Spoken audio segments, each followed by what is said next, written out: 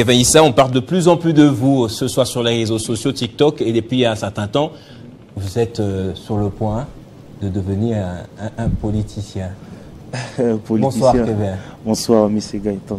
Depuis que j'ai annoncé l'émission, plein de gens me demandent, mais Kevin, la Constitution et les ASB, les associations, pourquoi?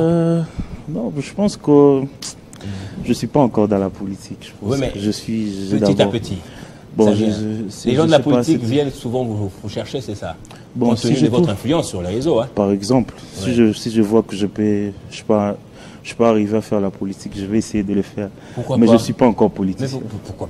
Donald Trump, c'était un entrepreneur. Vous êtes entrepreneur maintenant. Bien sûr que oui. oui. Il est président de la République. Ouais, il est passé par l'entrepreneuriat. Exactement. Oui. Mais je suis en train de voir. Si je pense que je dois faire ça, je vais faire ça. Mais on commence d'abord avec l'ASBL.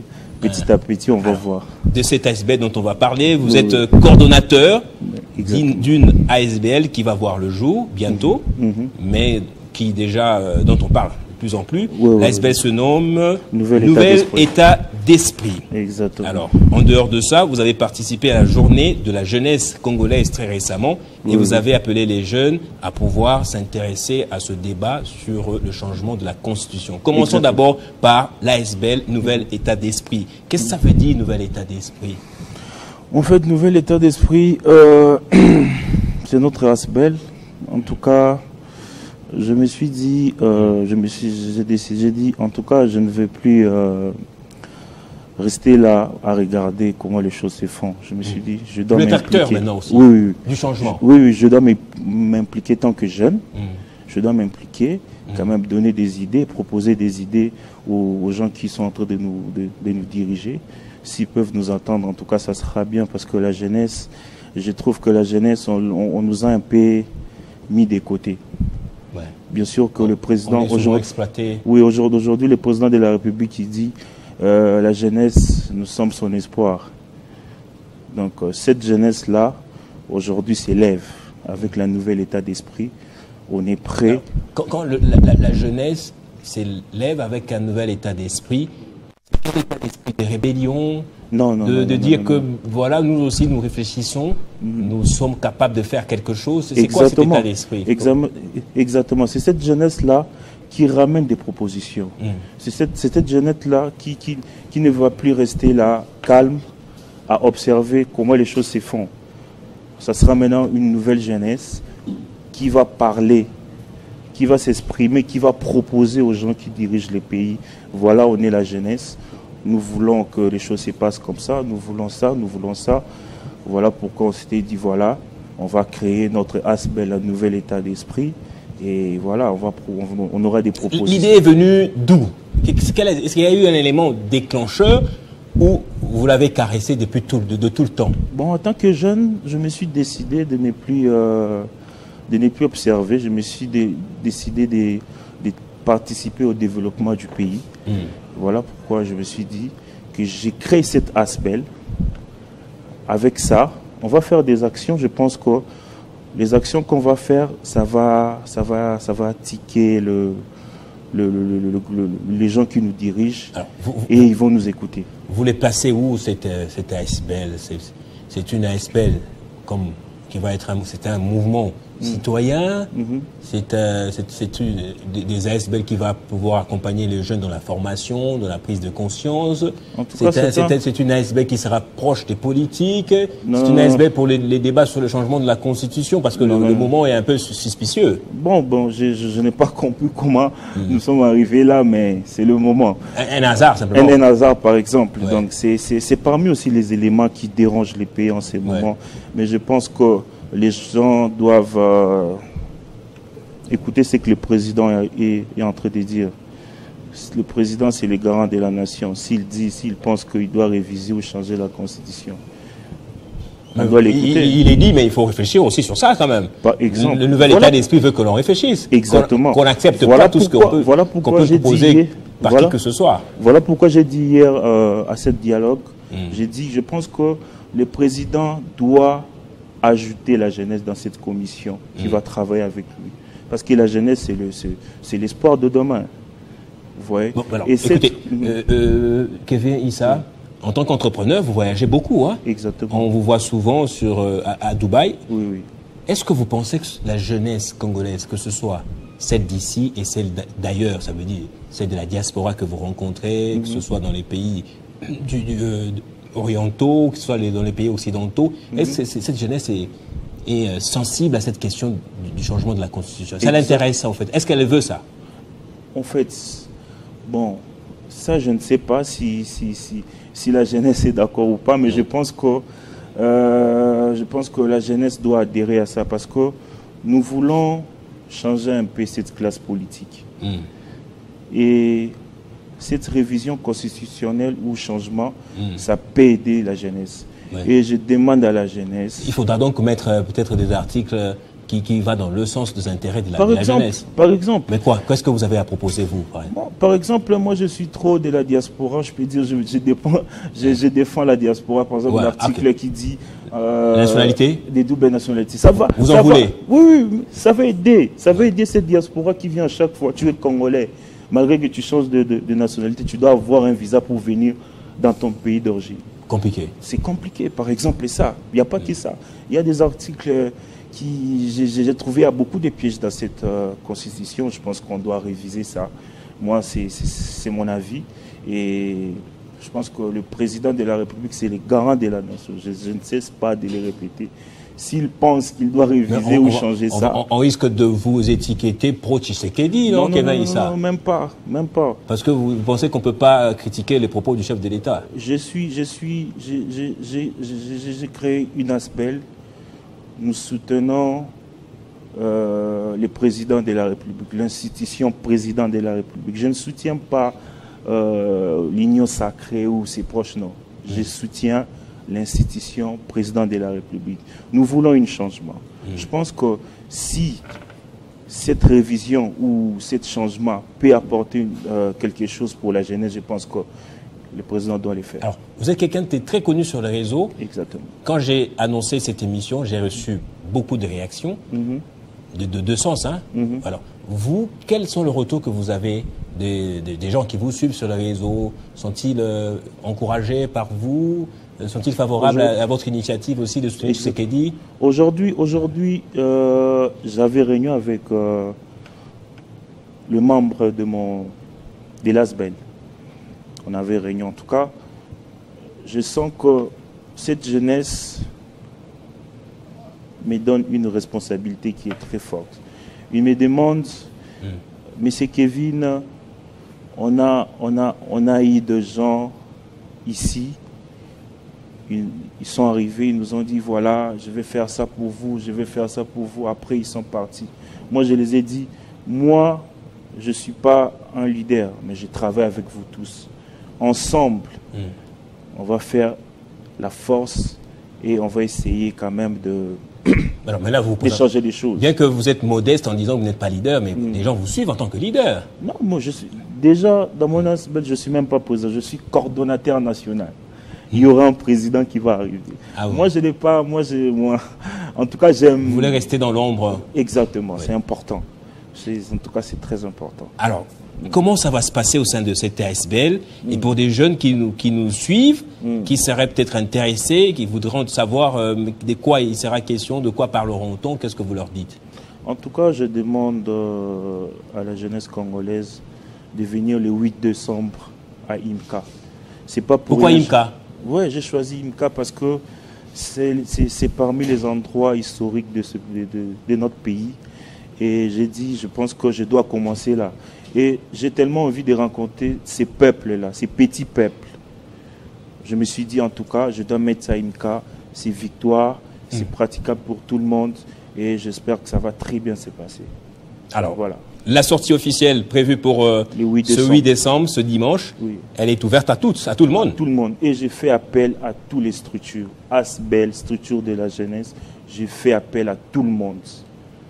Venez, on va discuter ensemble, on va échanger ensemble, on aura des propositions et on va proposer ça au président de la République. Je pense qu'il va nous écouter parce qu'on est jeunes.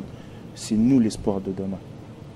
Donc j'ai fait appel à toutes jeunes filles, jeunes garçons, venez, c'est 8 décembre à 10h à IMCA. On va échanger ensemble.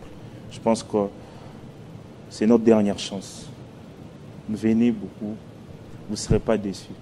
Alors, voilà. Je ne peux pas, c'est difficile pour moi de m'empêcher de vous poser des questions vous concernant directement ou indirectement, puisque vous êtes une personnalité publique. Qu'est-ce qui fait votre succès comme ça, Kevin Issa, sur le réseau notamment, en tant qu'entrepreneur? Vous faites quoi aussi? D'abord, ma fiancée, elle est influenceuse. Maria Toumba.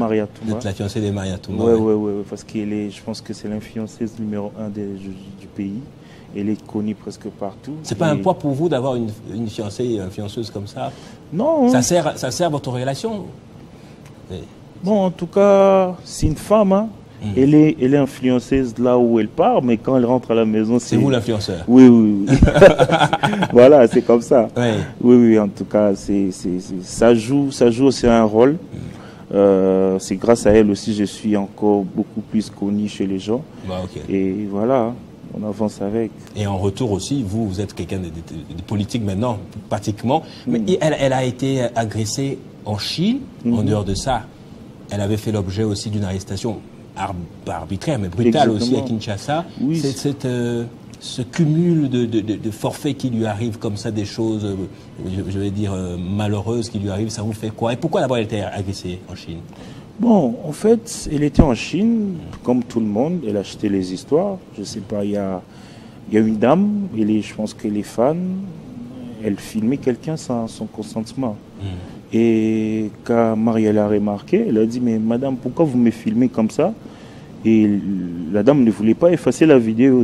Maria a dit, non, efface ça, quand même, tu peux pas me filmer. Si tu veux faire une vidéo avec moi, viens, demande, bon, on va les faire. En tout cas, et après ça, c'est allé dans, tu vois les femmes, c'est allé dans le bruit après. Et récemment, là, on l'a arrêté. On a arrêté Maria récemment, tu as parlé de ça. Oui, son arrestation ici à Kinshasa, elle a été relaxée depuis, c'est vrai. Oui, ça fait beaucoup de choses comme ça qui vous tombent dessus. Hein. Oui, mais moi, ça fait presque 8 ans que je n'étais pas à Kinshasa. Quand je suis rentré, imagine que j'ai vu tout ça. Et je vois à quel point il y a cette haine. Il y a un acharnement contre elle. Hein. C'est pas tout le monde qui voit d'un bon œil ce qu'elle fait sur le réseau. Moi, ça m'étonne. Ouais. Je me dis, mais c'est quelqu'un qui contribue quand même dans cette communauté. Mais pourquoi il faut les traiter comme ça? Bon, je ne sais pas pourquoi ça se passe comme ça, mais je pense qu'elle va pas Quel est son état d'esprit? Vous parlez de nouvel état d'esprit. En tout cas, dans quel état d'esprit elle va justement continuer à faire ses affaires? Son état d'esprit, c'est l'état d'esprit des leaders. Elle s'appelle Maria Toumba Poutine leader, donc elle reste leader. Donc elle me dit toujours, quand je vois ces histoires, elle me dit non bébé, c'est pas grave. Je suis connu, je dois supporter ça et puis voilà. En tout cas, ça, pour elle c'est normal. Hein. Elle dit bon voilà, c'est normal et puis. Des fois, j'essaie de donner des conseils. Voilà, il faut éviter ça, il faut faire ça. Et voilà. Parce qu'elle est aussi provocatrice, hein? Bon, généralement pas. Je sais pas. Bon, elle ne lâche pas l'affaire facilement. Quand tu les cherches, elle est là. Elle est là, oui. Elle est comme ça. Quand tu les cherches, elle est là. Et puis voilà, après, ça va aller dans tous les sens. Voilà, c'est comme ça.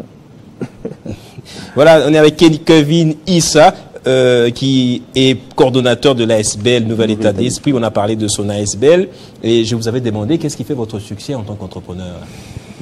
Ah, ça je sais pas. Hein. Je sais pas qu'est-ce que. Mais je travaille bien. Je suis tellement sérieux dans ce que je fais et c'est une grâce. C'est une grâce. Depuis que j'étais jeune, depuis que j'étais tellement jeune, j'ai toujours été leader. Voilà, et je pense que c'est une étoile que Dieu m'a donnée. Je pense que ça va aller encore plus loin demain. Alors pour terminer peut-être, vous avez participé à cette journée de dialogue de la jeunesse congolaise organisée par un certain Rabi, hein? Oui. Rabi Koulambe. Koulambe, oui. En quoi c'était important un tel dialogue à Pullman Hotel et qui a financé cela? Bon, en tout cas, ça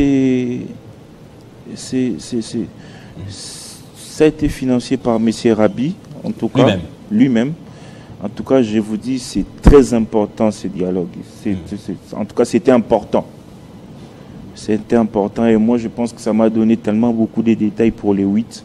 Je pense que je vais éclaircir beaucoup de choses sur cette révision et ce changement de constitution.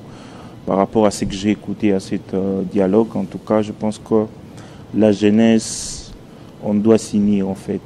J'ai trouvé que notre jeunesse, on est séparés à cause du pouvoir. Les pouvoirs, ils sont là. Nous, c'est la jeunesse. Il y a une jeunesse qui a servi du temps de Kabila, qui est mise de côté. Il y a la jeunesse de Tshisekedi, qui ne veut pas que les autres soient avec eux. Il y a la jeunesse de la société civile. À chaque fois qu'il y a des débats d'intérêt national ou d'intérêt communautaire, et voilà, tout le monde veut avoir sa part au gâteau, du gâteau. Et comment vous ferez pour rassembler tout ce monde-là? Je pense que moi, le message que je passe à chaque fois que je suis à la télé, je demande à cette jeunesse d'être unie. C'est très important. Nous devons être unis pour avoir une place à cette commission de la révision. Qu'on soit pour ou contre, nous devons être unis. Si on est contre, on doit être unis et dire qu'on est contre. Si on est pour, on doit être unis pour dire qu'on n'est pas d'accord, qu'on est pour. Voilà un peu. Donc je demande à cette jeunesse d'être unie. En tout cas, c'est très important pour nous, la jeunesse, parce que cette révision ou cette changement... C'est changement, hein. Oui. C'est clairement changement pour Tshisekedi. Bon, je sais pas. Même lui-même, il dit des fois, il dit c'est la révision des fois. Il avait coupé court en disant que cette fois, on va changer. Oui. En plus, il a signé, comme vous venez de dire. Oui. Il sait pourquoi. C'est les garants de la nation. Hein? Il nous a protégés pendant 6 ans. On est là. Et il continue de protéger les pays ici. Il pense qu'il doit changer ou réviser. Ah, mais c'est pas le nouvel état d'esprit que vous communiquez aux jeunes, quand même. Non. Nous, être des bénis oui. Nous, on est apolitique, mais je pense qu'on a quand même, on a quand même un mot à dire. Je suis jeune. Ouais. J'ai un mot à dire et j'ai mon avis. Voilà, je ne vais pas seulement suivre tout ce que les gens disent. Tu es contre, c'est quoi? Nous tous, nous savons que le pays va très mal et nous voulons ces changements. Et ces changements, on doit les faire ensemble. Donc, je vous donne rendez-vous, c'est 8 décembre, à Imika, très chers jeunes. Je vous invite, on va échanger. Merci. Merci beaucoup, Kevin Issa. Avec Maria Toumba, la prochaine étape, c'est quoi? C'est notre mariage, bientôt là. Bientôt là. Bientôt comme le pasteur Moïse Millet vient de lancer. Alors. Merci beaucoup, on va rester ensemble. On va continuer avec ce sujet du changement de la Constitution avec une autre personnalité politique. Restez avec nous.